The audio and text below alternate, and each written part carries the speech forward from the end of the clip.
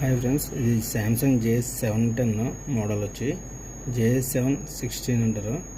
JS76 how to open, దీన్ని ఎలా open చేస్తాను. బ్యాక్ డోర్ రిమూవ్ చేసుకున్న తర్వాత బ్యాటరీ రిమూవ్ చేసుకుని సిమ్ స్లాట్ కూడా ఓపెన్ చేసుకుని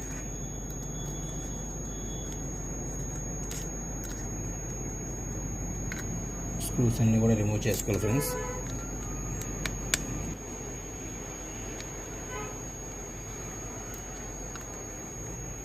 స్క్రూస్ అన్నీ కూడా మీకు